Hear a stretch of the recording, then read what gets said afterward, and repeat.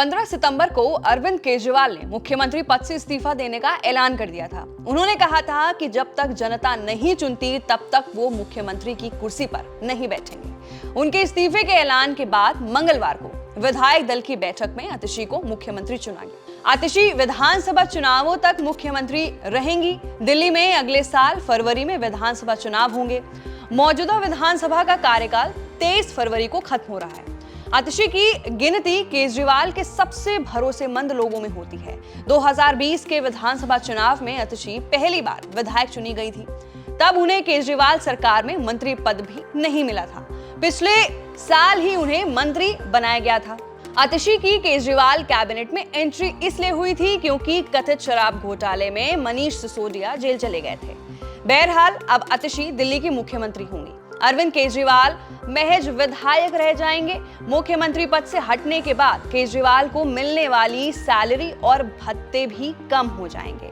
इसके साथ उनकी कुछ सुविधाओं में भी कटौती हो जाएगी। सवाल यही है कि अब सैलरी भत्ता केजरीवाल को कितना मिलेगा। दिल्ली में पिछले साल ही विधायकों, मंत्रियों, मुख्यमंत्री की सैलरी भत्ते में बढ़ोतरी की गई है। सैलरी और भत्तों में ये बढ़ोतरी 12 साल बाद हुई थी। विधायकों की सैलरी 66% और मंत्रियों, मुख्यमंत्री की सैलरी 136% तक बढ़ाई गई थी। दिल्ली के विधायकों की महीने भर की बेसिक सैलरी 30,000 रुपए है।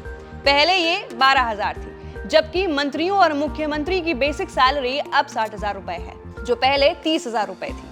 मंत्रियों, मुख्यमंत्रियों, स्पीकर, डिप्टी स्पीकर और नेता प्रतिपक्ष को हर महीने सैलरी और भत्ते मिलाकर 72,000 रुपए की बजाय 1.70 लाख रुपए मिलते हैं। मंत्रियों और मुख्यमंत्री को हर महीने बेसिक सैलरी के रूप में 60,000, निर्वाचन भत्ता 30,000, सचिवालय भत्ता 25,000 और सम फ्यूचर अलाउंस, गेस्ट के खर्च के लिए अलग से भत्ता जो है वो 10,000 रुपए मिलेगा। इसके अलावा हर दिन 1,500 रुपए का डेली अलाउंस भी मिलता है। इस तरह से कुल 1.70 लाख रुपए होती है, जबकि विधायकों की बेसिक सैलरी 30,000 रुपए है। विधायकों को हर महीने 25,000 का निर्वाचन भत्ता, 15,000 का सचिवालय भत्ता, 10,000 का यात्रा भत्ता और टेलीफोन भत्ता 10,000 रुपए मिलता है। इस हिसाब से विधायकों को हर महीने 90,000 रुपए मिलते हैं। इन सब के अलावा विधायकों को 1,500 रुपए का भी डेली अलाउंस मिलता है, लेकिन डेली अलाउंस साल में सिर्फ 40 दिन का ही मिलता है। यानी कि केजरीवाल को अब 1.70 लाख रुपए की जगह हर महीने 90,000 रुपए ही मिलेंगे। उन्हें डेली अलाउंस भी नहीं मिलेगा। सीधा सीधा मुख्यमंत्री पद से हटने के बाद उनको हर महीने वाली सैलरी और भत्ते लगभग आधे हो जाएंगे। अब सुविधाएं क्या क्या दी जाएंगी?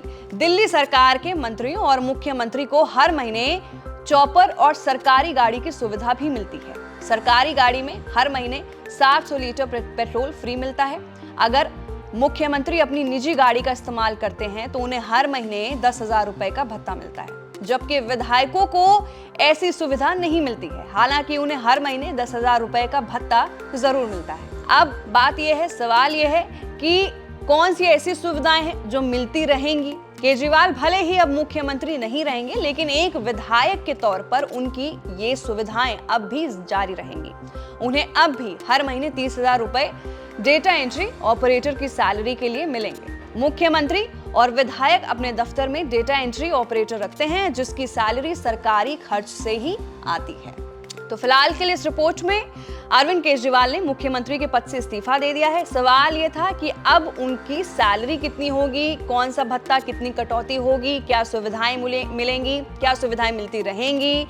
तो ये सब सवाल थे इस रिपोर्ट में, जिसका उत्तर हमने आपको दिया है। आपकी क्या राय है नीचे दिए गए कमेंट सेक्शन में अपनी राय जरूर दें। मैं थी आपके साथ वंशिका सिंह और आप देख रहे हैं ABP लाइव।